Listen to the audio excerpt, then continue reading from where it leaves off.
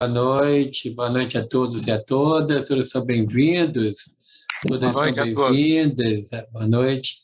Essa é a reunião pública doutrinária da Casa de Batuíra, instituição espírita localizada no município de São Gonçalo, estado do Rio de Janeiro, e hoje nós temos o prazer de receber um grande amigo, um trabalhador incansável da nossa doutrina, um homem que eu não sei como ele dá conta de tudo que ele faz. É só Deus, né, Francisco? Pode dar força, né? Os bons espíritos. Esse homem é uma locomotiva. Graças a Deus. Eu me sinto muito honrado de tê-lo na condição de amigo. E é um referencial para mim, viu, Francisco? Agradeço. A honra é minha. Muito obrigado. O nosso convidado da noite, Francisco Ferraz Batista, ele foi presidente da Federação Espírita do Estado do Paraná, ele é o coordenador da assessoria jurídica do Conselho Federativo Nacional da Federação Espírita Brasileira, através de sua mediunidade, pela inspiração, os espíritos ditaram alguns livros preciosos que nos remetem à época de Jesus, nos traz aquele cenário por onde Jesus andou, Paulo, aqueles que conviveram com Jesus.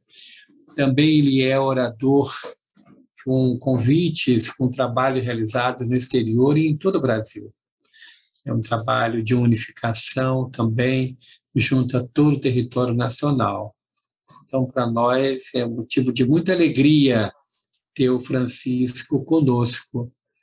Desde já, Francisco, nós agradecemos muito o seu trabalho, a sua participação aqui conosco.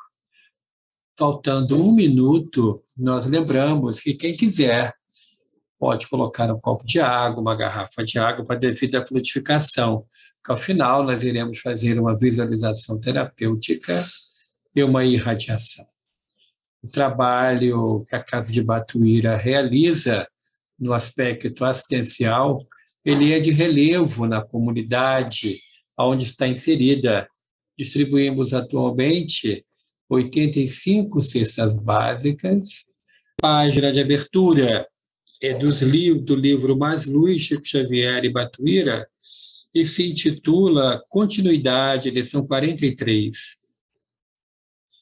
É imperioso fortalecer o coração e não permitir que o desânimo sobrevenha, permanecer no campo das obrigações próprias e trabalhar, confiar e esperar. Vamos então à nossa prece. Amado Jesus, bondoso Senhor de nossa existência, muito obrigado por mais uma oportunidade do estudo, da reflexão que o Senhor nos traz nessa noite de hoje. Pedimos que envolva o teu servo que veio com tanto carinho trazer o fruto dos seus estudos para nós e que possamos aprender um pouco mais do roteiro firme e seguro que a doutrina espírita nos aponta a seguir. Se conosco é o que nós rogamos hoje e sempre. Que assim seja, graças a Deus. O nosso convidado, então, Francisco Ferraz Batista, está falando diretamente de Curitiba, no Paraná, e ele tem 50 minutos para desenvolver o seu trabalho.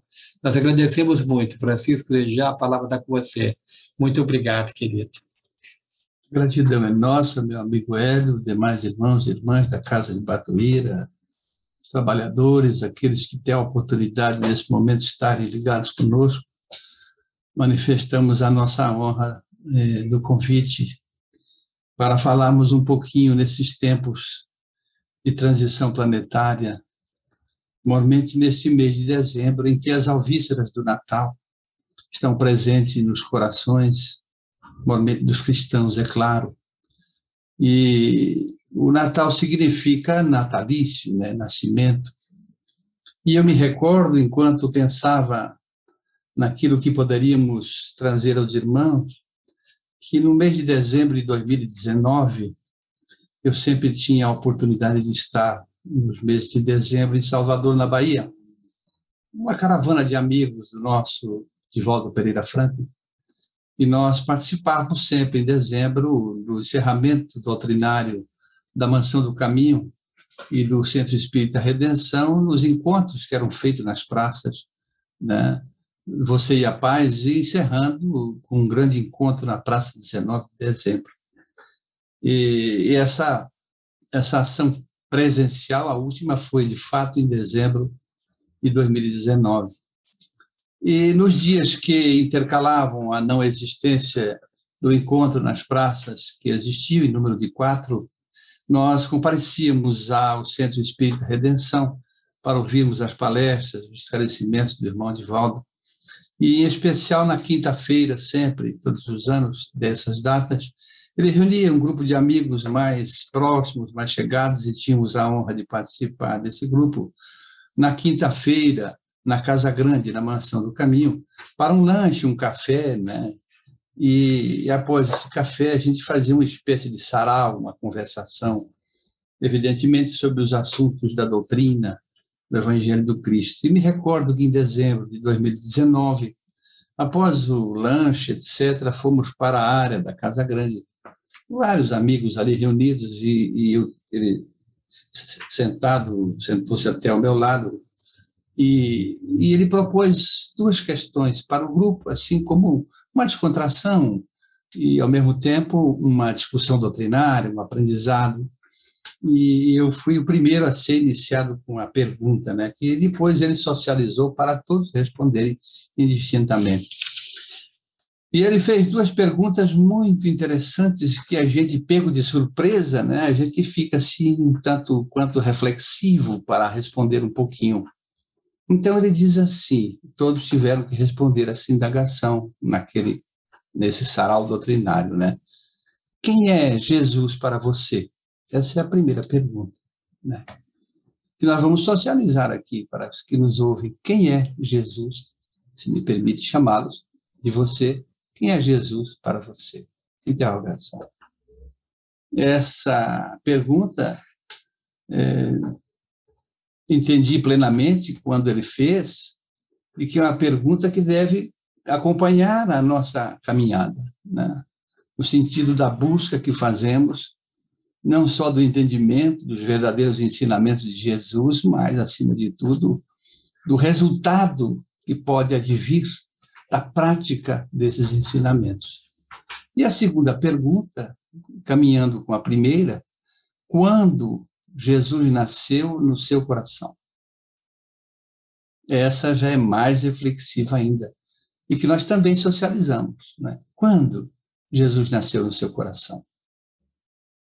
De fato, são 2 perguntas que nos remete à busca desse Jesus que talvez a gente esteja ainda, não vou dizer muito distante, mas um tanto quanto distante da compreensão exata do papel que ele exerceu na atividade humana na Terra, já tendo consciência plena, todos nós, de que, sob a expressão de Emmanuel, na obra Caminho da Luz, não é? Psicografada por Francisco Cândido Xavier, ele vai dizer que é o governador planetário. Então, esse Jesus, inicialmente, é o que me veio à mente. Quem é Jesus para você? Inicialmente, é o governador planetário, né? E, sendo o governador planetário, utilizei ali, me lembro, a expressão que está no Evangelho de João, no início, né? Quando ele disse, no princípio era o Verbo, e o Verbo se fez carne. Uma alusão que levou ao entendimento da religião tradicional de Roma a deificar Jesus, a partir da fundação, não é crítica, é um apontamento histórico, a partir da criação e da fundação da Igreja Católica de Roma no Concílio de Nicéia, em 325, depois de Cristo, sob a égide de Constantino. Ali se lançou, então, o início, né, a fundação da Igreja Católica de Roma, e no mesmo conclave surgiria o primeiro dogma cristão. E o dogma é uma interpretação humana sobre as coisas divinas, colocadas como verdade. É uma interpretação humana sobre aquilo que, curiosamente, a gente tem escutado ao longo do tempo, assim se referir à palavra de Deus, ou seja, colocado pelos homens, por aqueles que tinham, quem sabe, a oportunidade, tinham a condição de estar mais sensitivos a essas interpretações espirituais como palavra de Deus. É uma interpretação humana. E surgiu, aliás, o primeiro dogma cristão, que foi traduzido no seguinte: Jesus é o menino Deus encarnado na terra. Jesus é Deus. Um dogma ainda que os cânones gerais para o público externo, portanto, exotericamente para fora, com X, porque o esotérico é fechado, é para dentro, ainda a Igreja Romana cultua como sendo Jesus Deus, e há uma grande confusão na mente das pessoas que ora interpretam Jesus ou chamam como filho, e ao mesmo tempo já diz que ele é Deus na terra, etc., aquela coisa toda que nós já conhecemos. Então, quem é esse Jesus que nós queremos nos referir esta tarde e noite? Quem, de fato, ele é?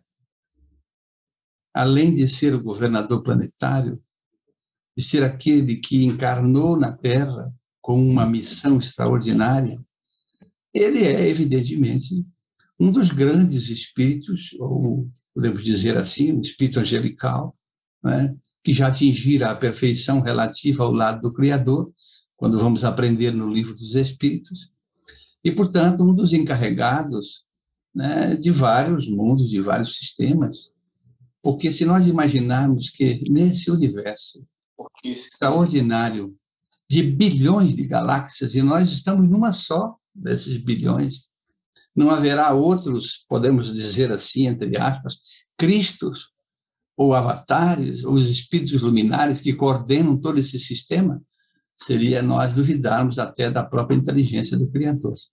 Então, Jesus é, de fato, um espírito extraordinário que presidiu a formação do planeta Terra, os pródromos, a arquitetura, a formação, o que está na obra Caminho da Luz. E quando Emmanuel se refere na introdução da obra que uma comunidade de espíritos angelicais, né, reuniu-se sob o comando de Jesus para tratar os pródromos da formação do planeta Terra. E o Espírito Emmanuel nos dá uma segunda reunião que aconteceu dessa comunidade de espíritos angelicais, quando se tratou, então, nessa reunião da encarnação de Jesus no planeta Terra, com a missão adstrita de trazer uma ampliação relativamente às questões que envolvem a vida e a morte, o Criador e a criatura, e o objetivo principal da criação, né? Para onde vamos, para onde caminhamos, as perguntas clássicas que lá na frente, depois, o Espiritismo vem desmistificar, né, de onde viemos, o que fazemos na Terra e para onde nós vamos. Então, esse Jesus, quem é esse Jesus? Evidentemente que é um anjo, né? Um espírito angelical, que, como nós, e vai nos dizer o Allan Kardec, no comentário à questão 540 do Livro dos Espíritos, né? Dando ali, inclusive, partindo da resposta dos Espíritos Reveladores na questão 540, onde encontramos ali a definição da física quântica, né? Do átomo, que era a menor unidade conhecida àquele tempo, ao arcanjo, a uma grande evolução. Então, este Jesus, pasme, ou pasmemo-nos nós, começou nessa definição, que hoje já está subdividida, né? O átomo foi subdividido pelo progresso, como átomo, vamos dizer assim, e chegou à sua condição de arcanjo, nos dando essa clara certeza de que todos nós temos essa condição evolutiva, precípua, porque o universo é infindável. Não foi à toa, então, que nesse raciocínio, Jesus veio dizer, em certo momento dos seus ensinamentos, vós sois deuses, o D minúsculo, é claro. Podeis fazer tudo o que eu faço e muito mais. É preciso ir além e compreender essa expressão do que ele disse. Porque se ele disse isso, está registrado pelos evangelistas, não é? É porque havia um sentido lógico para ele dizer, vós sois deuses. Nessa similitude de criador com a criatura, e podeis fazer tudo o que eu faço e muito mais. Claro, até atingirmos esse estado para o qual nós estamos caminhando e, evidentemente, na contagem do tempo terreno não conseguiremos administrar o tempo necessário, porque o tempo de Deus é outro. E a gente vai compreendendo que A alma, o espírito, portanto, é imortal. E a imortalidade avança foro e tempos afora até atingirmos a condição desse espírito, não é, puro, para continuar trabalhando nessa grande obra da criação. Porque quando Jesus diz, eu trabalho, meu Pai trabalha até hoje, né, significa que não é um Deus inerte, né, é um Deus cuja criação é constante. Eu até pensava nessa proposição, de certa ocasião, a criação constante, né, permanente da divindade nesse universo infinito. E aí fiquei reflexivo e imaginei, será que existe geração espontânea do ponto de vista da vida? Claro que entendendo que há um marco inicial para isso. E fui estudar a obra, o Livro dos Espíritos é fabuloso. A gente precisa, a cada tempo, estudar mais, penetrar na essência da obra. E aí fomos lá na questão 46, 47, 48, e vimos ali que há, de fato, há uma geração espontânea, mas que antecedendo essa geração espontânea, existem as condições necessárias para que a vida ecloda. Aí vamos na obra A Caminho da Luz, quando Emmanuel diz que naquele grande caldo de formação da Terra, fruto das explosões da nebulosa solar misturada com poeira cósmica, está na obra, né, que foi se condensando em determinado momento no espaço. Não foi por acaso, os engenheiros espirituais siderais estavam trabalhando nisso. Então, evidentemente, ele vai dizer que nesse caldo, né, nesse amálgama, nessas energias todas, né, nas águas tépidas depois que foram surgindo, etc., estava ali o germe da vida. Aí é que a gente vai tentar entender expressões felizes mais na frente, que parecem para nós ter uma dubiedade, mas não tem. Eu me lembro de Leon Denis, que vai dizer que, Leon Denis, o grande apóstolo do Espiritismo, e vai dizer que a vida dorme no mineral, né? Acorda no vegetal, sente no animal e pensa no homem. Quer dizer, é preciso nós penetrarmos na essência dessa ideia para verificar que o germe da vida está espalhado pelo universo. E aí, até curiosamente, meu amigo Hélio, me permite, eu peço licença, eu criei uma teoria própria que divido com os irmãos, com as irmãs, e que eu chamo teoria da banana. Teoria da banana. É muito curiosa, porque se fizermos o exemplo em casa, e convido a todos que façam aí daqui a pouco, amanhã, vamos lá, pegamos uma banana madura, descascamos, né, comemos, né, e jogamos a casca no lixinho, tá? Jogamos ali. E deixamos um tempo. Quando a gente vai lá no lixinho, vai mexer, sai um monte de moscas quase invisíveis, pequeninas, né? Isso é geral. E aí eu fiquei pensando, mas de onde é que veio isto? Mas não tinha nada aqui, eu não joguei a casca de banana, não tinha nada. Agora eu jogo aqui, daqui a pouco tem esses mosquitinhos quase invisíveis, é fatal isso, né? A existência.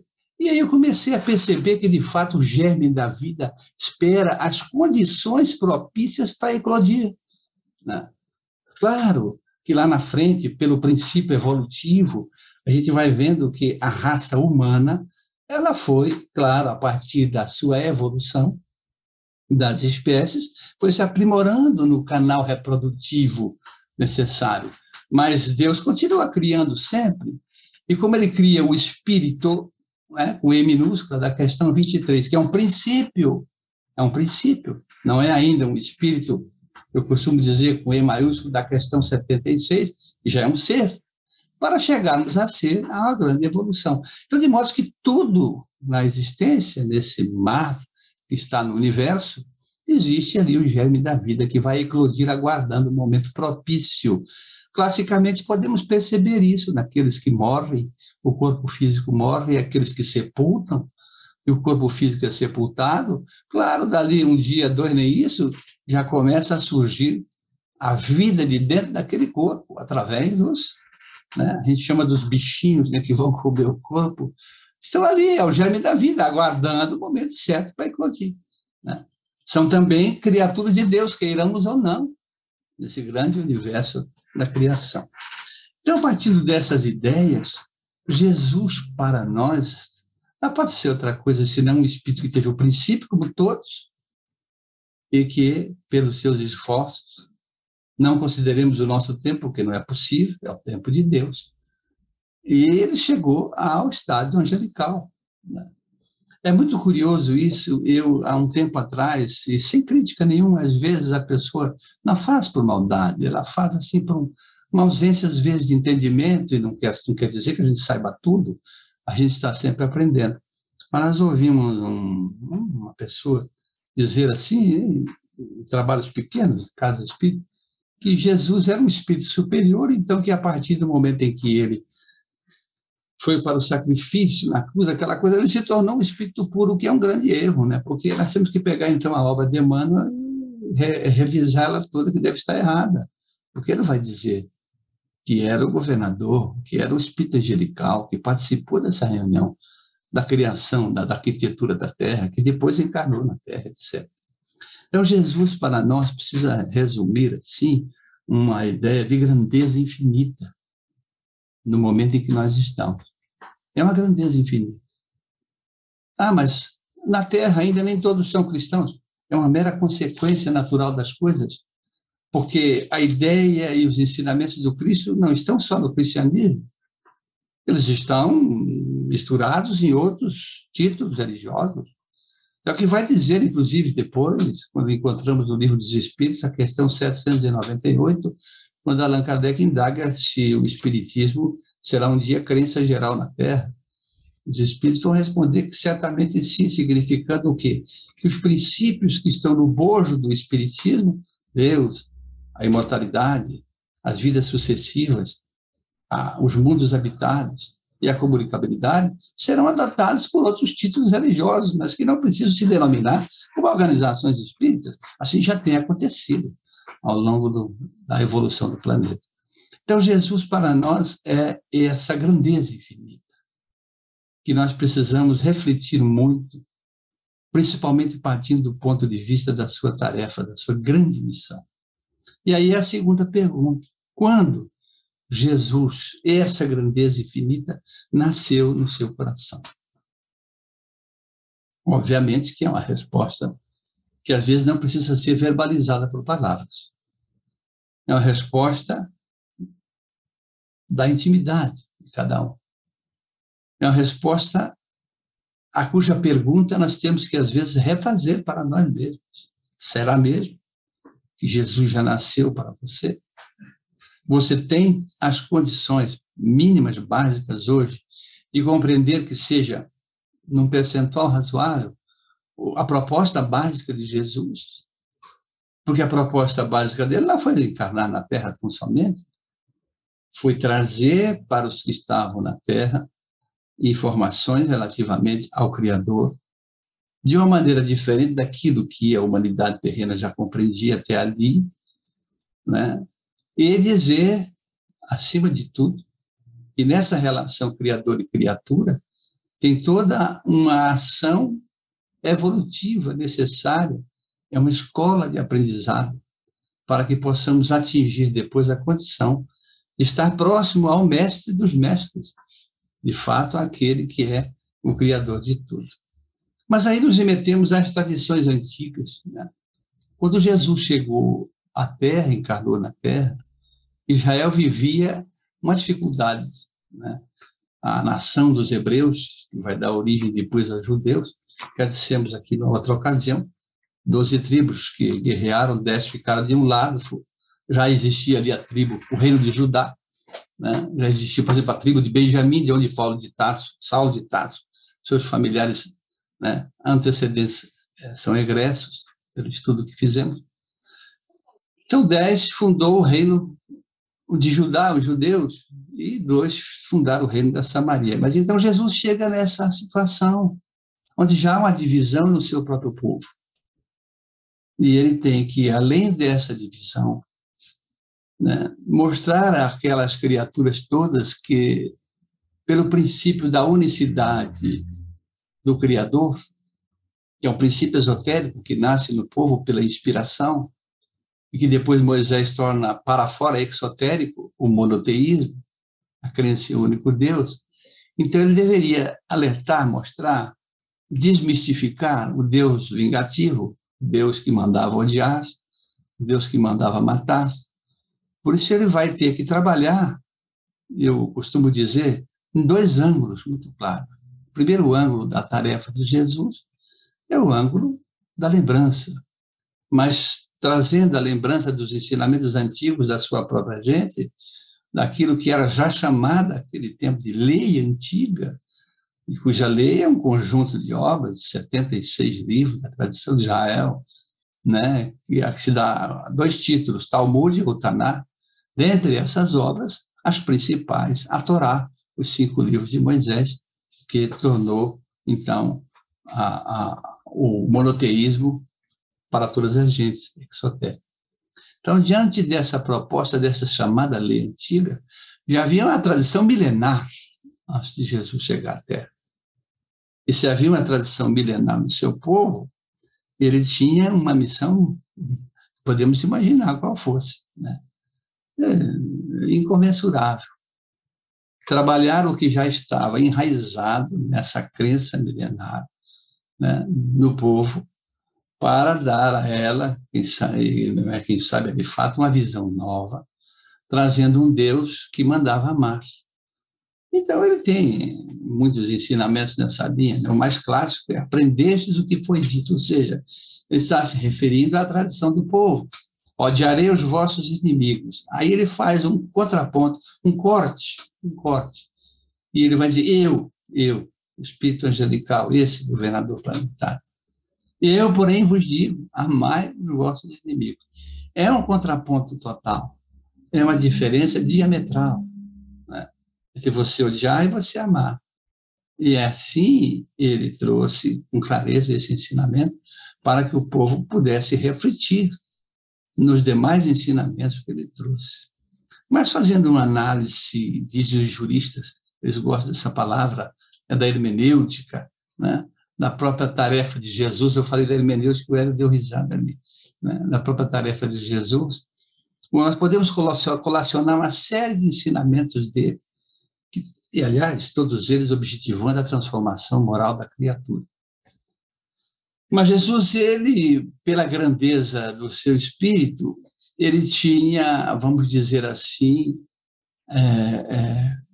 uma energia própria dos espíritos angelicais, que, muito embora caridosos, amorosos, não imaginemos que não sejam enérgicos do ponto de vista moral. São, claro, assim que eles atingiram essa perfeição relativa ao lado do Criador. Então, muitos ensinamentos desse Jesus, né, que vai nascer para nós, que são valiosos, eu nas minhas andanças doutrinárias, eu descobri que teve 2 ocasiões em que ele repetiu, na verdade 3 ocasiões, em que ele repetiu 3 vezes o mesmo ensinamento. Significando que, sendo a primeira vez, é um ensinamento. Sendo a segunda vez, é uma advertência. Sendo a terceira vez, é uma admoestação, que é mais grave do que a advertência, para que refletisse exatamente na sua proposta doutrinária. Em todo o colorário das parábolas e dos ensinos de Jesus, nós vamos encontrar que, em certa ocasião, ele disse assim: procurai antes o reino de Deus, que está dentro de vós. Então, ele está dizendo para nós fazermos uma procura. O reino de Deus, que está dentro de vós. Aí ele vai, ao longo das suas andanças, percebendo como o povo reagia às suas falas, etc. E, evidentemente, o povo da sua tradição, os judeus, cuja tradição, ao tempo em que ele esteve na Terra, era muito grande, já falamos, mas que encontravam a nação subjugada a Roma e que tinha ali como ponto central o grupamento central dos judeus, o Sinédrio, em Jerusalém, né, composto, né, aquelas classes de Israel, dentre elas os saduceus, os fariseus, os levitas, etc., e um conselho superior que decidia tudo, chamado de Gerousia, de 71 membros, e cujo conselho, por exemplo, Gamaliel fazia parte, José de Arimateia fazia parte, Saulo de Tarso fazia parte, etc. Nicodemos fazia parte, etc. Então, nesse ponto em que ele está ali diante de criaturas que conheciam a chamada lei antiga, decoro e salteado. Eram os fariseus, né? Chamados fariseus, que ele também premiou em certas ocasiões, né? Nem todos que dizem Senhor, Senhor entrarão no reino dos céus, né? E vai admoestá-los sempre, várias vezes. Existe, se nós fizermos um estudo do Evangelho, eu gosto de falar sobre isso, existe o sermão dos ais, são 8 ais, que não é o tema hoje. Ai de vós, escribas e fariseus, ai de vós, Corazim, ai de vós, Jerusalém. Ele vai advertindo, né, relativamente à sua mensagem. Mas voltando então no que estávamos falando, ele vai falar na primeira vez para procurarmos o reino de Deus que não está fora, está dentro. Então ele ensinou. Aí ele dá uma advertência. Ele vai falar da mulher que limpou a casa, a dracma perdida. Perdeu a dracma. Ele limpou a casa, levantou os tapetes, os móveis, arredou, procurou. Enquanto não encontrou, não sossegou. Aí ele vai dizer também, aí numa advertência, a parábola do filho pródigo, daquele filho perdulário que recebeu parte da sua herança, foi para outras terras, gastou tudo que tinha, começou a passar fome, dificuldades, né, naturais, aí podemos fazer uma similitude com as expiações, dos atos mal fadados que às vezes cometemos, e passando fome, miséria e uma série de privações, resolveu procurar de novo a casa do pai, e que é recebida com festa e com alegria pelo pai. São advertências muito sérias para a gente pensar no rumo que nós damos à nossa existência para encontrar esse Jesus dentro da gente, né? O que de fato temos procurado e o que nós temos encontrado na nossa existência. Mas aí, me lembrei que ele vai repetir um outro ensinamento 3 vezes também. Ele vai dizer de início, deixando muito claro para todos aqueles que ele ouviu no momento, no presente em que ele esteve na Terra, e que o ouvem no futuro, hoje, por exemplo. Ele vai dizer, muitos são chamados, poucos os escolhidos. Isso é uma proposta filosófica, comportamental muito grave, que a gente precisa analisar melhor. Chamado para quê? E escolhido para quê? Ora, somos chamados para o princípio evolutivo, para compor o processo evolutivo, os mundos que vão se modificando pela ação dos espíritos que estão nele. Escolhidos para continuar o processo ascensional, evolutivo. Porque aprendemos pelo livro dos Espíritos que nós podemos estacionar. Retrogradar, não, questão 118. Nós podemos estacionar, né? No sentido evolutivo, não só do ponto de vista intelectual, como também moral. Então, ele vai dizer, deixar claro, para a posteridade dos tempos, muitos os chamados, poucos os escolhidos. Mas aí ele vai advertir o povo sobre aquilo. Em várias ocasiões, vendo a reação, inclusive, daquilo que se tinha em torno do seu próprio ensinamento, ele vai dizer outra ocasião, né, relativamente a essa advertência. Passai pela porta estreita, porque larga é a porta da perdição. Significando que os que vão pela porta da perdição não serão escolhidos. É uma lei. Não é um julgamento, é uma lei. É uma lei de Deus, imutável. Estão escritas 621 do Livro dos Espíritos, na consciência de cada um de nós. É uma lei imutável. Quem se joga no campo, e é um livre-arbítrio, das coisas mal feitas, das malquerências, né, é a perdição do ponto de vista moral. E outras mais graves que podem acontecer, efetivamente não passarão pela porta estreita. E ele vai dar uma advertência sobre isso. Quando ele, vamos aqui comentar com a nossa visão, tudo bem, ele falou tudo o que tinha que falar, ensinou o que tinha que ensinar, né? E o senhor lhe encaminhou para fazer tudo isso, coisa e tal. E, enfim, chegou o momento de fazer uma aferição disso tudo. Então, o que o senhor da vida resolveu fazer? Dar um festim. Aí chamou lá os seus secretários, ó, vai ali, convida fulano, convida aquele povo lá para vir para a festa. Então, os mensageiros foram, mas foram mortos, né? Mataram os mensageiros. O orgulho, né? O egoísmo de raça, né? Aquelas coisas todas que ainda eram empedernidas no coração da própria nação, ao tempo em que ele chegou, tudo isso, e que poderia avançar com o tempo. Aí o Senhor diz, não, agora vai e convida todo mundo que encontrar, os gentios, aqueles que não eram da raça, os que estão de fora, mas são filhos de Deus, daquela chamada nação que se intitulava o povo escolhido, todas as gentes. Um dos grandes emissários que foram chamar nas encruzilhadas, todas as gentes, Paulo, Saulo de Tarso. Porque Emmanuel vai dizer, de uma maneira muito curiosa, né, na obra Caminho da Luz, que ele era o vaso escolhido. Mas como o vaso escolhido, se ele perseguia, se ele lapidou Estevão, aquela coisa toda, mas era o vaso escolhido. Né? Porque tinha, claro, ele vai expiar isso, inclusive, no momento em que ele morre, ele é degolado. Né? Mas ele era o vaso escolhido. Então, vários emissários, àquele tempo, e hoje ainda vem, em todas as encruzilhadas, chamando o povo. Para chegar o dia que o Senhor vai fazer a visita. Aí ele vai lá e não encontra, já dá de cara com alguém que não tem a túnica nupcial. Aí é uma advertência séria, grave, porque a gente vai imaginar, mas não é o Deus amor? Se é o Deus amor, como é que está lá no texto do Evangelho que Jesus vai dizer que o Senhor ficou, então, irado, entre aspas, e mandou atar pernas e braços e jogar nas trevas exteriores?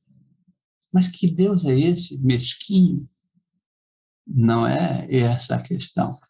Uma advertência que nós precisamos compreender. É o limite da tolerância que existe em tudo. Assim é o nosso processo educacional, no nosso lar, com os filhos, etc., na vida em sociedade, no trabalho. Sempre é uma linha de tolerância. Nós precisamos seguir, para não atingir, ferir o direito de outrem. Então, a mensagem de Jesus, quem é esse Jesus para você? Imaginamos que a gente vai descobrindo aos poucos a verdadeira personalidade desse Jesus, desse Yeshua ben Josefo Jesus, filho de José. Me lembro que o convite maravilhoso que recebi do meu amigo Hélio e a honra de participar do Quarto Combrage, nós pudemos falar um pouquinho, uma visão um pouco diferente, né? E, aliás, é uma obra que eu recomendo, de uma filha minha, escrita pelo indiano Deepak Chopra, O Terceiro Jesus, é maravilhosa a obra. Então, dali eu extraí muitas coisas que associei ao Evangelho, quando ele vai nos dar a ideia de quem é esse Jesus para você. Aí eu associo lembrando daquela exposição. Não pode ser um Jesus mítico, lendário, que existe, e que ele denomina como um primeiro Jesus. Um Jesus que está lá incrustado como um misticismo muito grande em torno dele, que passou pela terra, que fez proezas, que fez milagres, etc., mas que continua lá, crucificado. Está crucificado, colocado num canto da história. Às vezes se duvida, será que existiu ou não? Já há perguntas assim no mundo, por aí afora. Então, esse Jesus mítico não é o Jesus que nasce para nós, não é o Jesus verdadeiro. E aí ele vai nos dizer do Jesus histórico, que também é importante, né? O Jesus meigo, manso, pacífico, que ensinava, né? Que orientava. E que ele dá um exemplo assim, que eu achei muito curioso, que está dentro das nossas casas, pendurado nos quadros, nas nossas residências, aquelas imagens bonitas, aqueles olhos lindos, e a gente olha e se concentra, e a gente sente aquela energia boa, e ora até na direção de Jesus no quadro, mas ainda é um Jesus, né, histórico, que está ali pendurado na parede, não está crucificado ainda, mas é uma imagem que nós cultuamos. E já é também, claro, um começo de crença mais acentuada. Mas o terceiro Jesus, e é esse sim que nós precisamos, no nosso entendimento, associando ao Evangelho de Jesus, é que nós precisamos compreender melhor para ver se ele nasceu dentro do nosso coração. Porque esse terceiro Jesus é aquele que precisa ser conhecido do ponto de vista de um relacionamento íntimo com ele. Há várias perguntas que nós podemos nos fazer para a conscientização desse relacionamento íntimo. Uma das mais clássicas que a gente ouve, já ouvimos em palestras, etc., e que é muito interessante, é quando a gente está numa situação muito difícil da existência, a gente para e pensa, como Jesus agiria no meu lugar nesse instante?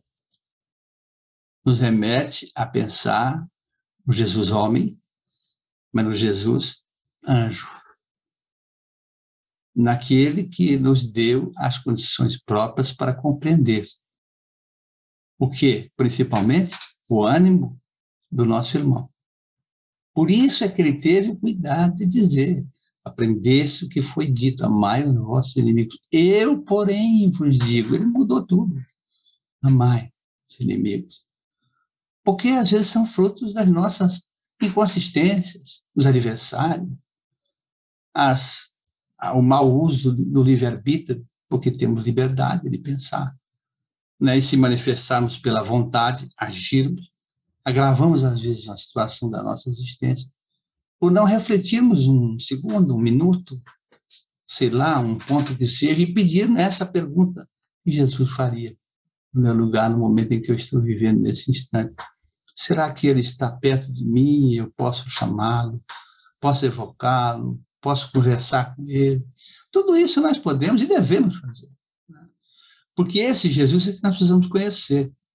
É esse Jesus presente nas nossas vidas e que premia, entre aspas, porque não é nada de graça, o esforço que fazemos na direção de sermos uma criatura melhor, um homem melhor, homem aqui no sentido homem e mulher, né, geral, generalizando, né? Uma pessoa de bem, né? Alguém que, embora as defecções, os problemas, as lutas, as dificuldades familiares, as dificuldades de subsistência, as doenças, as desencarnações, possa compreender que tudo isso são testemunhos para que alcancemos cada vez um patamar maior, melhor, na nossa evolução intelecto-moral. Claro, o que é intelecto-moral? Porque a gente precisa aprender a discernir as coisas. Eu não consigo discernir algo se eu não tiver o conhecimento daquilo. Aí a gente sempre diz que o conhecimento que vai descortinar para nós um horizonte novo a cada etapa. Sim, seja qual for esse conhecimento.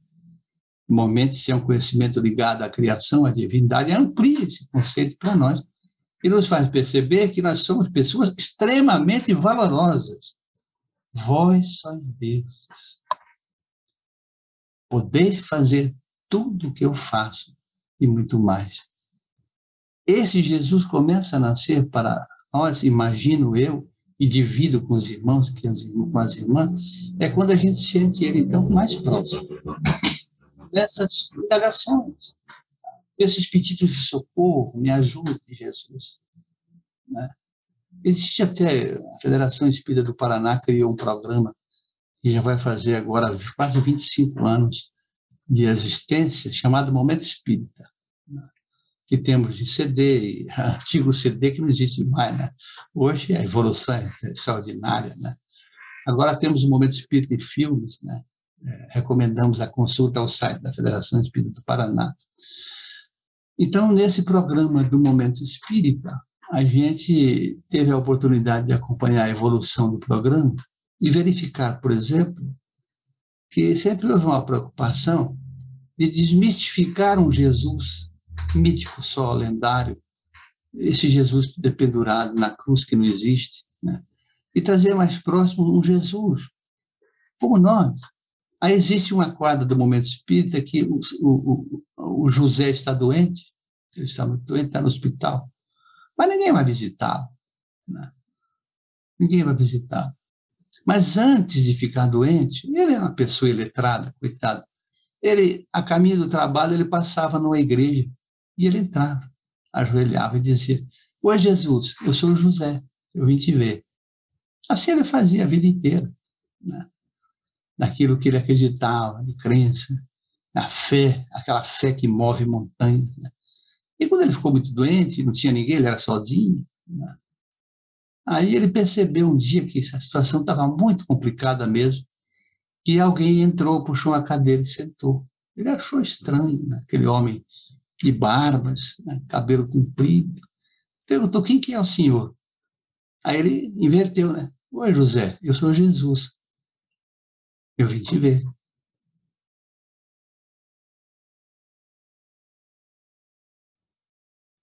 Então, meus irmãos, a nossa proposta não tem nada de enigmática, né? É conhecer esse Jesus que está dentro de cada um de nós. Esse que nos ajuda a entender a ofensa, principalmente. Às vezes do próximo mais próximo. A compreender. A começar a entender que, como nós temos, as pessoas também, às vezes, têm ainda desequilíbrios. Estamos caminhando para a luz. Até chegarmos lá, às vezes, tropeçamos na escuridão dos nossos desejos malsãos. Que nós precisamos iluminar com a luz da consciência, dos ensinamentos, da vivência e do exemplo que Jesus trouxe para nós. É Natal. É esse momento. É esse o desejo, quem sabe, do Cristo. Que nós saiamos de pedestais que nunca nos promovem a nada, apenas a um orgulho torpe e ao egoísmo cruel. E sejamos simples, como ele foi. Amorosos, compreensivos, indulgentes. Ah, mas é tão difícil. Quem disse que é fácil? O processo evolutivo exige esforço. Não existe privilégio na criação divina e nem graça de Deus. Não. Isso são convenções humanas. Existe esforço permanente e contínuo que nós precisamos fazer para conhecer melhor esse Jesus e para que ele, de fato, nasça dentro da gente. É nos momentos mesmo de dor em que a gente verga o espírito, mesmo que não queiramos, é que a gente tem a condição de aferir a mensagem escrita, falada, da mensagem vivida, que é diferente. Por isso ele diz, ouçam aqueles que têm ouvidos de ouvir. Todos tinham ouvidos, mas nem todos o escutavam. E é esse Jesus, essa mensagem extraordinária, que nesses tempos de Natal a gente precisa buscar. Fazer uma autorreflexão para ver quem é Jesus para nós e para, quem sabe, obter a resposta na nossa intimidade. Quando esse Jesus extraordinário, verdadeiro, amoroso, mestre, e que às vezes se confunde para nós até como Pai, embora o Pai seja o Criador, Deus, para ver se ele, de fato, já nasceu, está do nosso lado, sem dúvida. Aqueles que procuram lutar contra as suas imperfeições estão fazendo brotar a árvore da vida do Evangelho dentro de si. E esse é o esforço que nós precisamos empreender todos os dias para dizer, então, quem sabe na noite de Natal, apenas uma frase. Oi, Jesus, eu sou o Francisco, eu estou aqui. Que esse Jesus nos abençoe. Muito obrigado. Nós agradecemos imensamente ao nosso querido Francisco pelas palavras tão profundas e doces que nos trouxe sobre o nosso Redentor, o nosso Salvador. Então, nós agradecemos muito, viu, Francisco, pela sensibilidade na noite de hoje. Vamos, então, convidamos a todos para a nossa visualização terapêutica e para a nossa irradiação, aproveitando esse momento de enlevo espiritual que nos conduziu mentalmente o nosso querido Francisco pelas suas palavras. Vamos, então, fechar os olhos e imaginar que estamos entrando numa câmara de passes. Somos recebidos pelo querido benfeitor Dr. Bezerra de Menezes, que nos abraça carinhosamente e diz, tudo passa. isso também passa. O querido benfeitor nos indica o local a sentarmos, os passistas nos recebem com muito carinho. Dr. Bezerra de Menezes faz uma prece à Mãe Santíssima, rogando por todos nós, pedindo força, saúde, coragem, bem-estar, bom ânimo. Os passistas iniciam o seu trabalho e os fluidos medicamentosos, salutares, descem do mundo espiritual e nos visitam, nos energizando, nos trazendo bom ânimo, paz divina, a nos embalar os dias, nos é oferecida da água magnetizada. E agora juntos vamos à irradiação. Senhor Jesus, médico bondoso, rogamos a tua misericórdia em favor dos que sofrem.